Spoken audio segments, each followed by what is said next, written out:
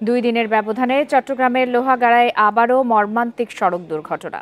সকালে চট্টগ্রাম কক্সবাজার মহাসড়কের চুনতিতে বাসের সাথে সংঘর্ষে মাইক্রোবাসের 10 আরোহীর সবার মৃত্যু হয়েছে। হতাহতদের পরিচয় এখনও নিশ্চিত করা যায়নি। বেপরোয়া গতি ও ভিন্ন জেলার চালকদের সড়কের ধরন না বোঝায় দুর্ঘটনা বাড়ছে বলছে পুলিশ। বান্ডেল থাকলে প্রতি সেনমানিতে টাকা বাঁচবে। বিকাশ সেনমানি বান্ডেল কিনে জিতুন প্রতি লেনদেনে। সড়ক দুর্ঘটনার বিষয়ে বিস্তারিত আলোচনা করতে এই মুহূর্তে আমাদের সঙ্গে যোগ দিয়েছেন বুয়েটের অ্যাক্সিডেন্ট রিসার্চ ইনস্টিটিউটের সহকারী অধ্যাপক কাজী সাইফুন নেওয়াজ। অধ্যাপক কাজী সাইফুন নেওয়াজ, আপনাকে স্বাগত জানাচ্ছি ইন্ডিপেন্ডেন্ট টেলিভিশনে। আমাদের প্রতিবেদনে অ্যাক্সিডেন্টের বিষয়ে যে চট্টগ্রামে 10 জন নিহত হয়েছেন এ বিষয়ে বেশ কিছু বিষয় উঠে এসেছে। আপনার কাছে একটু জানতে চাই, ঈদের সময় দুর্ঘটনায় এত মানুষের মৃত্যু কেন হয়?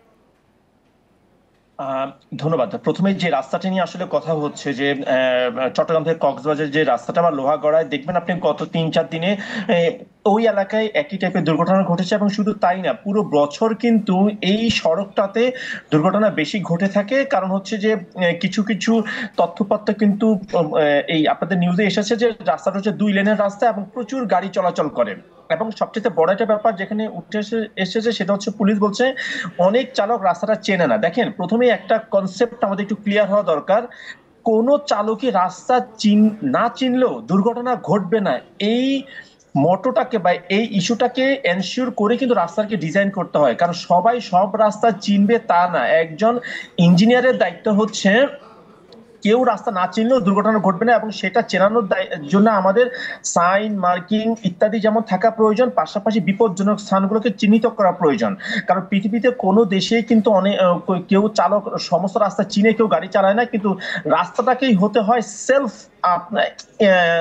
ইন্ট্রোডাক্টরি, যেন চালক বুঝতে পারে যে রাস্তার কোন জায়গায় সামনে কি কি সিচুয়েশন আছে। বাট আমাদের দুর্ভাগ্য সেটা হচ্ছে আমরা সড়ক তৈরি করি, সড়কের লেন্থ বাড়াতে পারলে, সড়কের প্রস্থ বাড়াতে পারলেই আমরা মনে করি উন্নয়ন। বাট যেখানে আমার রাস্তাটা নিরাপদ কিনা, রাস্তার নিরাপত্তা এলিমেন্ট গুলো রয়েছে কিনা, কোনো ঝুঁকি আছে কিনা, এটাকে পরীক্ষা করার জন্য রোড সেফটি ইন্সপেকশন বা অডিট করা হয় না। এবং অনেক জায়গাতে দেখা যাচ্ছে আমরা মানে দুর্ঘটনাগুলো কয়েকটা জায়গায় বেশি হচ্ছে, যেমন বাঁক, ইন্টারসেকশন, লেভেল ক্রসিং, ব্রিজ।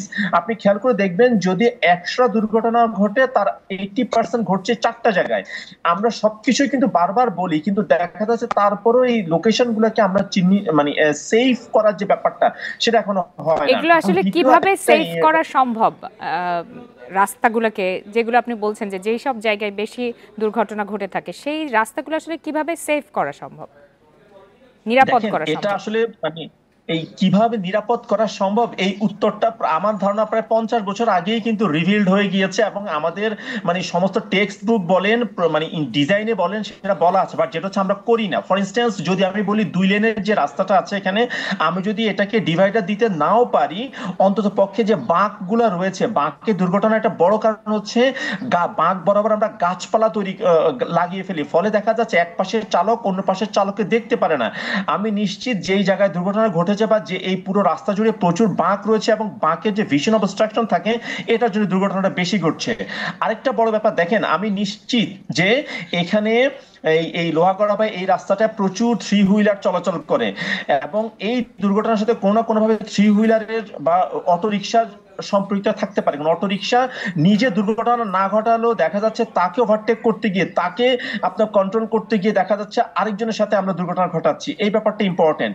ইন্টারসেকশনের কথা বলেছি, আপনি খেয়াল করে দেখবেন আমাদের যে কোনো মহাসড়কে প্রচুর ইন্টারসেকশন। এটা পৃথিবীর কোনো দেশের একটা মহাসড়কের স্ট্যান্ডার্ড সাথে যায় না যে আমি গ্রামীণ রাস্তা স্লো মুভিং, যেখানে গাড়ি চলে 30 কিলোমিটার বা 40 কিলোমিটারে, তার সাথে আমি একটা 80 কিলোমিটার চলাচলের রাস্তাকে কানেক্ট করে দিব। এটা কখনোই বিজ্ঞান ভিত্তিক না, বাট এটা আমরা করেছি। অধ্যাপক সাইফুন নেওয়াজ, আরেকটি বিষয় জানতে চাই যে মহাসড়কে বেপরোয়া গতি কোনোভাবেই থামানো যাচ্ছে না, এটি থামানোর উপায় আসলে কি? এবং এখন তো সংস্কার চলছে, এই মহাসড়কে বা দুর্ঘটনা রোধে কি ধরনের সংস্কার নেওয়া যেতে পারে বা পদক্ষেপ নেওয়া যেতে পারে বলে আপনি মনে করেন? দেখেন ইতিমধ্যে আমাদের স্পিড লিমিট গাইডলাইন তৈরি হয়েছে, বাট গাইডলাইন অনুসারে আমাদের মানে প্রতিটা রাস্তায় স্পিড সাইন মার্কিং বসানো দরকার, কিন্তু তাও চালকরা আসলে গতি নিয়ন্ত্রণ করবে না যতদিন না পর্যন্ত আমরা এই ছোট ছোট বাস ভিত্তিক সিস্টেমে থাকবো। দেখেন ঢাকা থেকে কক্সবাজার যাওয়ার জন্য অন্তত 100টা পরিবহন আছে এবং তার মধ্যে নামে বেনামে অনেকেই চলাচল করে। আমরা যদি এতগুলো কোম্পানিকে রাখি তো প্রত্যেকেই তো চাইবে তার প্রফিটটা ম্যাক্সিমাইজ করতে। তো আমাদেরকে আসলে বাস রুটটাকে সিস্টেম ডিসিপ্লিন করে ফেলতে হবে, যা সবাই চাইলেই আপনার বাস নামিয়ে একটা দুইটা বাস নিয়ে গণপরিবহন চালাতে পারবে বা লং রুটে চালাবে। এই সিস্টেম যতদিন থাকবে ততদিন পর্যন্ত এটা আমার কখনোই ওভার স্পিডিং নিয়ন্ত্রণ করতে পারবো না। দ্বিতীয় হচ্ছে চালকদের নিয়োগপত্র দিতে হবে, চালকদেরকে বেতন কাঠামোর আওতায় আনতে হবে, আদারওয়াইজ চালকদের ভিতরে স্পিডিং, কারণ সে এখন জানে কত দ্রুত ট্রিপ কমপ্লিট করতে পারবে, তত দ্রুত সে ইনকাম করতে পারবে, কারণ জি, আগামীকালকে সে কাজী চাকরি সাইফুন আছে নেওয়াজ, কিনা আপনাকে অসংখ্য ধন্যবাদ আমাদেরকে সময় দেওয়ার জন্য।